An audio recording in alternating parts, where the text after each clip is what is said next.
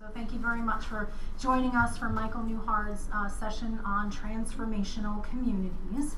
I'm just going to read from his bio in terms of the official qualifications, but Michael and I have known each other for several years now because he has been a Category C judge for a number of years with Sullivan Renaissance. So we're really happy to have him not only part of the Sullivan Renaissance program, but here today to talk about some of the fine work that they're doing in the village of Warwick. So Michael Newhard has been the mayor of the village of Warwick for 4 consecutive terms. He's been a proponent of Main Street revitalization, historic preservation, and farmland protection. He's also been instrumental in beautification initiatives that resulted in national recognition from America in Bloom, but also international recognition from Communities in Bloom, which is the Canadian version of sort of the Renaissance program.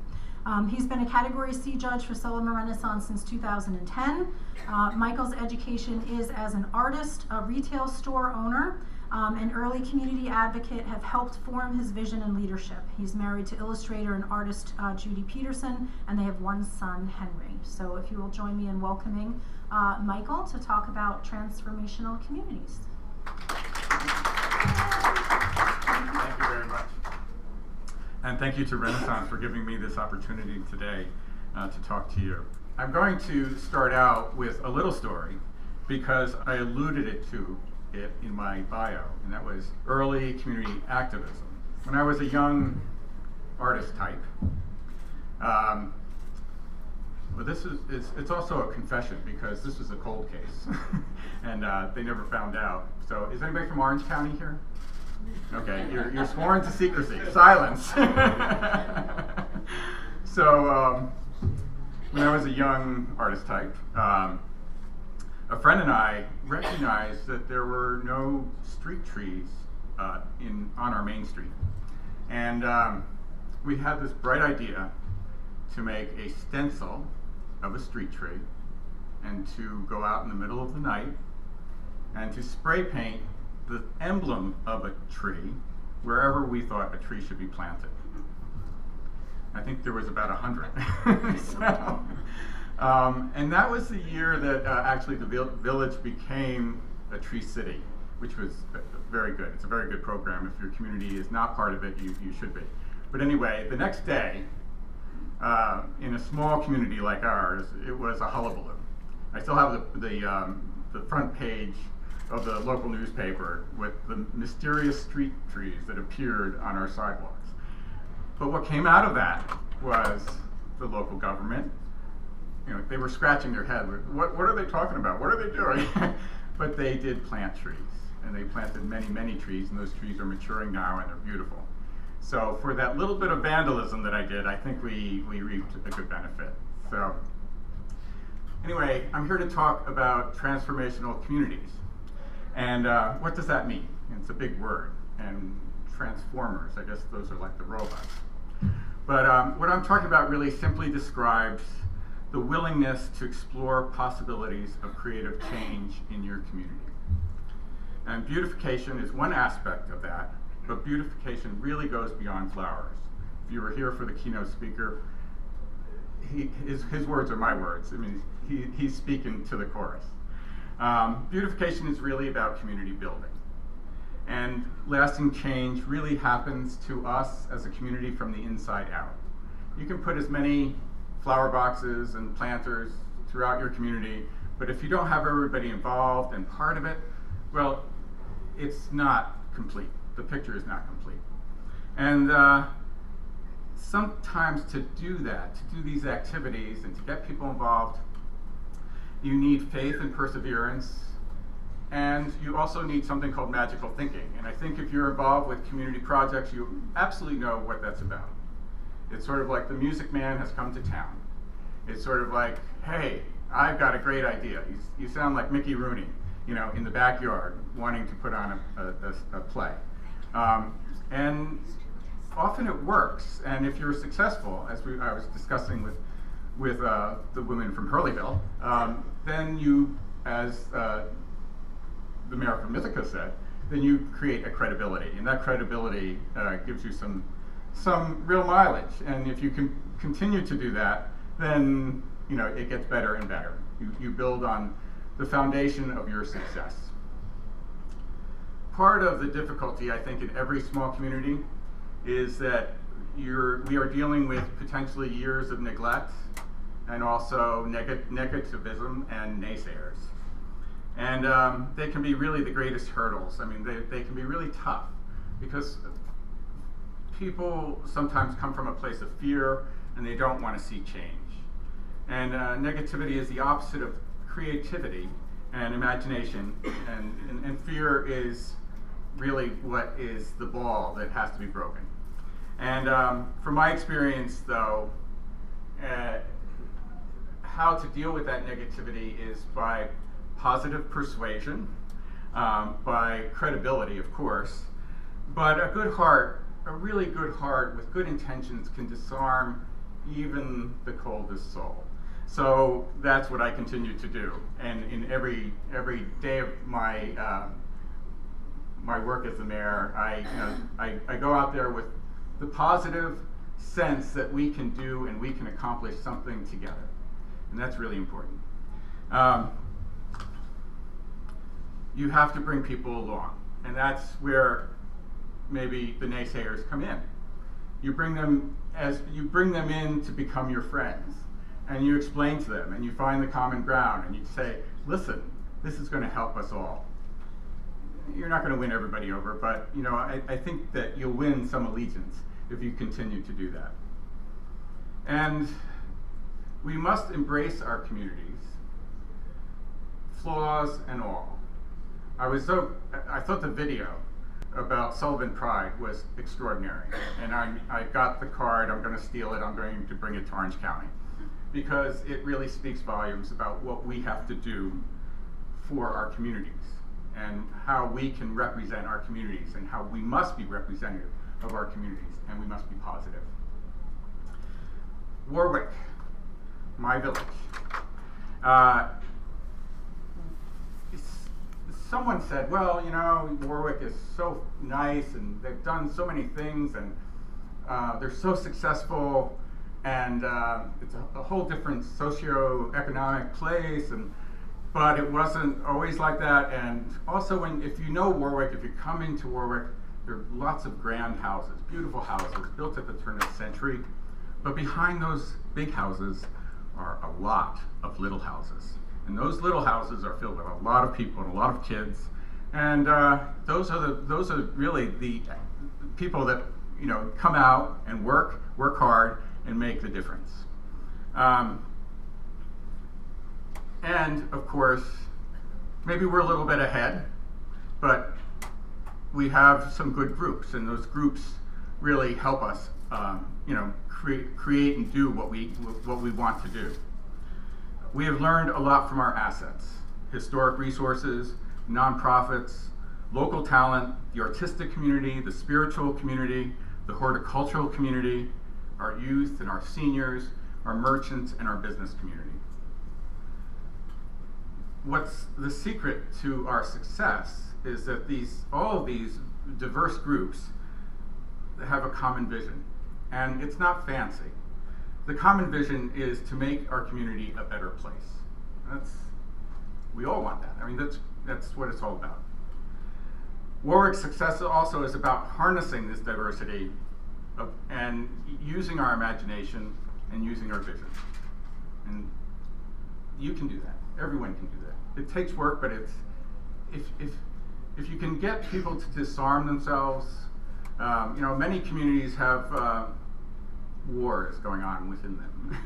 And sometimes the towns and the villages are not getting along. Well, especially when it comes to elected officials, it's their duty to get along. It's their duty to work with the other guy or gal and to make things better for your community.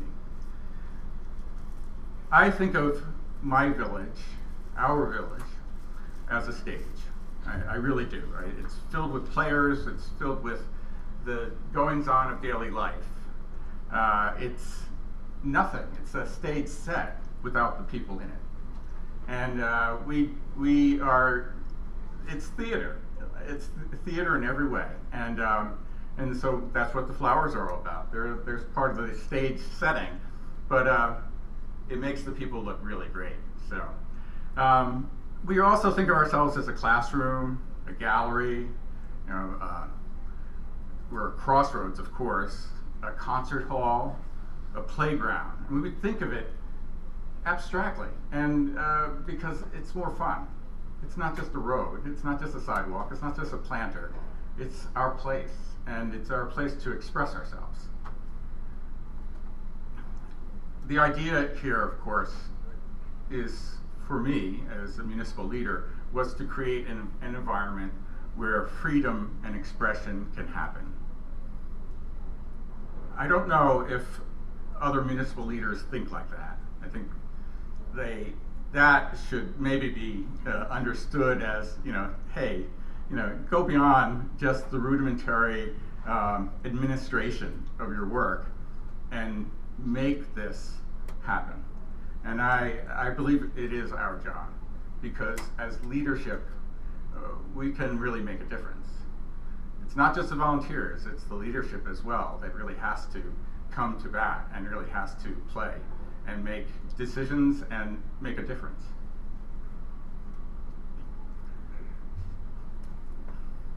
When we competed in American Bloom, and when we competed in Communities in Bloom, it was all about showing the work of all our community groups and their efforts to make Warwick beautiful. And it was abundantly clear to the judges that were judging us that beautiful people make a beautiful place. The interaction of the judges with us, with the Brownie groups and with the Boy Scouts and with the 4-H'ers and with the Girl Scouts, and the list goes on. As you know, in all our communities, we have such wonderful groups.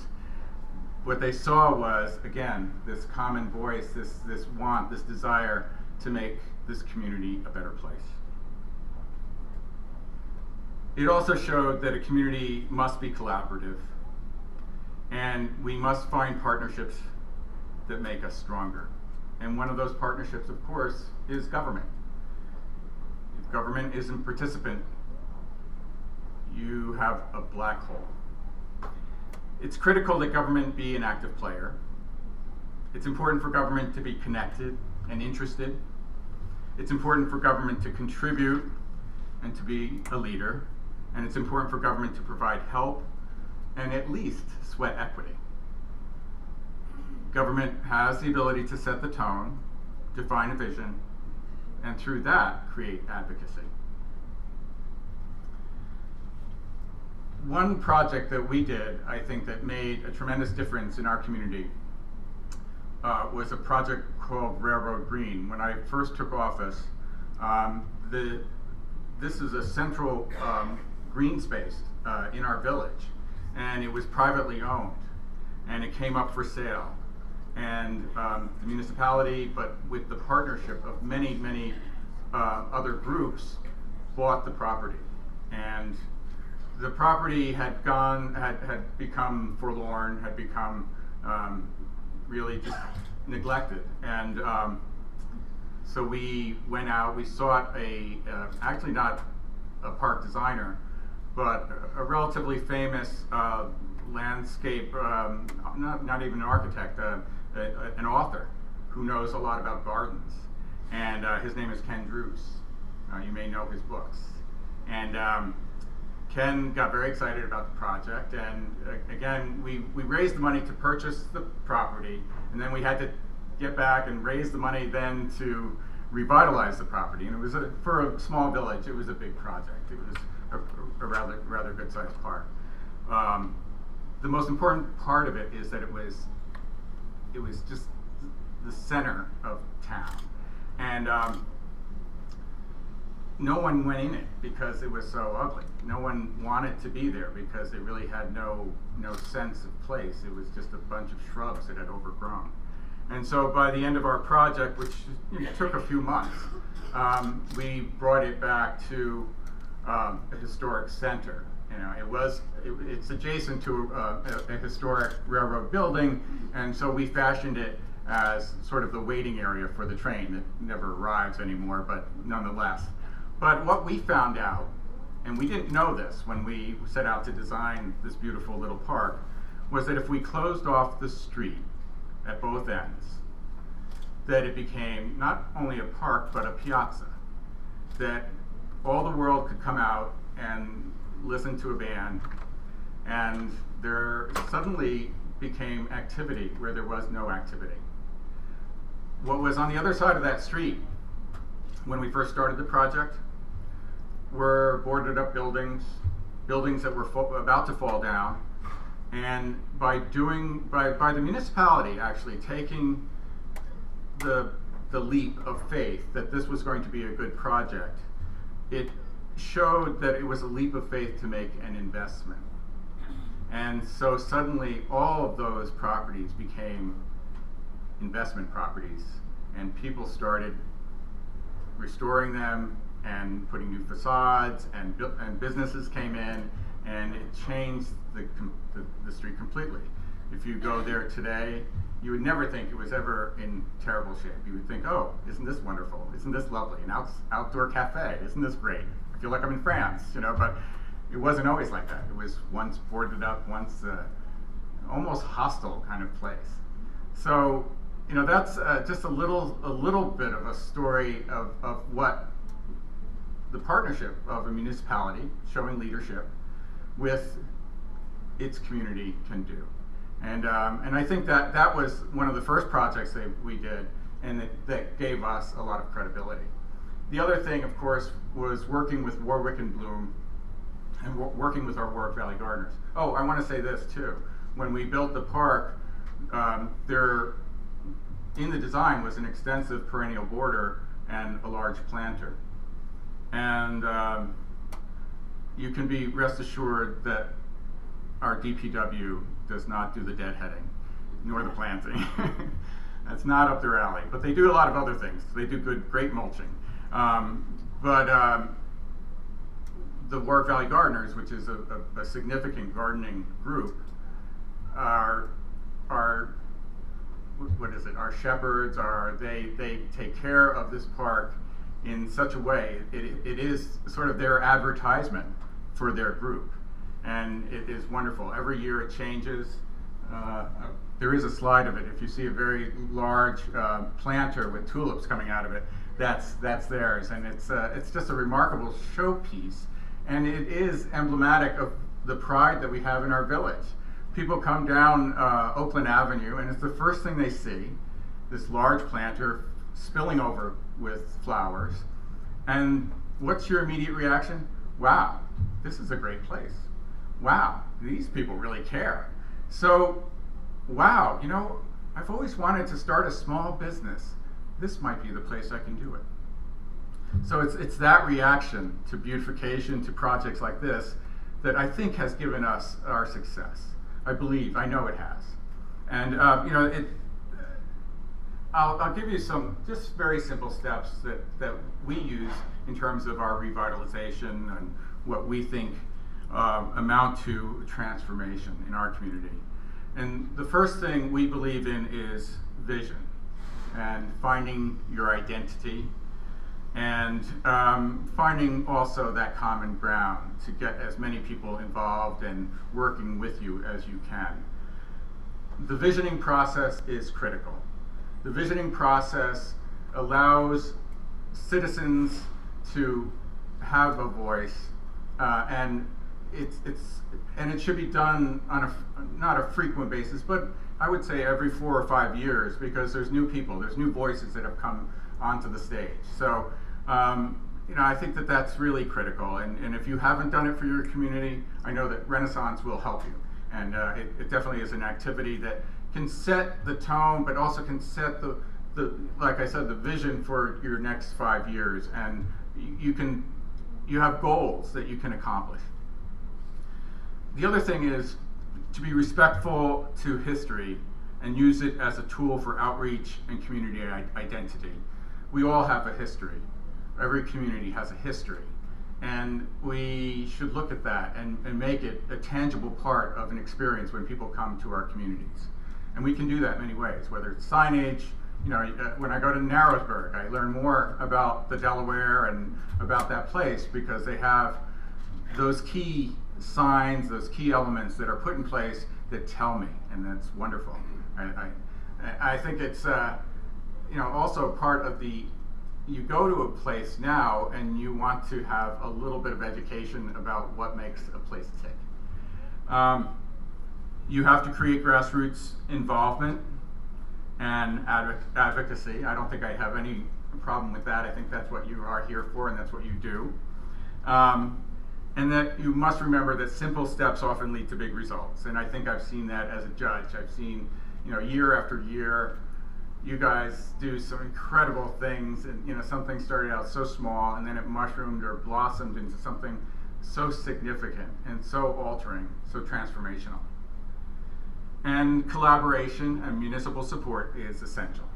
And I can't, as a municipal leader, I can't say that enough. And if your village board or your town board is not part of your activity, your vision, then go to their meeting and say something, rattle their cage, shake them up. Because the interesting thing is, it's not about flowers, it's the betterment of our communities, and the return of the betterment of our communities is tremendous, and it's economic. So I think that, they have to listen to that. And you have to spread the word of what you've done. It's one thing to do it on the main street of Callicoon, but you need the world to know. And I think Renaissance does that for you, but I think you have to continue to do that. And you spread the word by using what we have. We have so many things now. We have social media, we have regular media, and the more it gets out, the more people are listening, and the more they're looking at you as a community and as a place to go. Speaking of rattling cages, I just had a meeting last week with the head of tourism for Orange County. And she flat out said, "You're the first mayor that has come to me in 22 years." And I said, "Well, that's too bad." So I'm sorry. I wish I wish I was in line. But why I was there was they do a fine job marketing our county. But I feel that they have spent a tremendous amount of money on West Point and Woodbury Commons. And there's so much more of an experience there that I think has to be understood. And what I also presented to her was, my community was different now. It's not just a little main street with a few shops that are used locally. It's a destination. We have bed and breakfasts, we have restaurants, we are a destination for people to go. We have shopping, of course. A destination for people to go and to spend an afternoon, if not a day, if not a weekend. Suddenly that becomes different. That's no longer just a little village center. That has other ramifications, and they are economic. And we felt, well, if you're going to show us, please show us in this way as a destination. The most important thing I think we each can do is to be an example. And I think that the video actually really hit the nail on the head. We must be ambassadors of our communities, of our counties, of our desire to make a better place. I can't tell you how many times that people have come to me and said, "Oh, I live in blank, New Jersey. Ugh, it's horrible." And the minute that person says that to me, I'm like, oh my God, well, they're defeating themselves. They're already at a loss because they don't love it, flaws and all. And so you've got to really be that great ambassador. You should wear a sash. Callicoon, here I come, But it's very important, and because if you say one negative word about your communities, that negativity spreads like wildfire. So you got to stop it there and say, what do you think we did this week? Look what we're doing now. Look what's changed. Aren't you excited? Those are all the things we have to say. The most important thing, I think, is also, as a community, is to have fun with all that you do. I have fun as a mayor. I don't know if that was in the job description, but I do. And that's really, I think, if on the leadership level they're saying let's have fun, well, that's a good sign. I think that's a good indicator that things can happen. This is sort of the end of what I was going to say, but I have a little treat because I have a video that we did, and I'd like you to see that, but the video.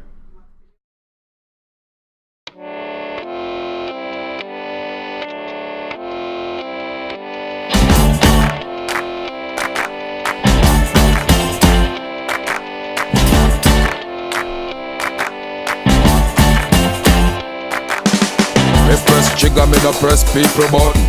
Nobody chat come face me with something. Like how me have 22 in a me something. Then I feel so forget the next 1,000 fool. Press trigger, me no press people button. Nobody chat come face me with something. Like how me have 22 in a me something. Then I feel so forget the next 1,000 fool. Anytime you ready, put now we see start war. See who love is spread it out, up on the style is the bomb, the dang, diggy, diggy. Karumo I no play with the bomb, the dang, diggy, diggy. My style is the bomb, the dang, diggy, diggy. Karumo I no play with the bomb, the dang, diggy, diggy. Go now we sit down and I watch your man a live. Watch your man a own now who a roll big. Sit down and a plan fi come put man pa fridge. Remember when you dig hole that hole you fi dig. Certain little boy we have stop deal with. Claim say them a friend and them bad mind your friend. My style is the bomb, the dang, diggy, diggy. Karumo I no play with the bomb, the dang, diggy, diggy. My style is the bomb, the dang, diggy, diggy. Karumo I no play with the bomb, the dang, diggy, diggy.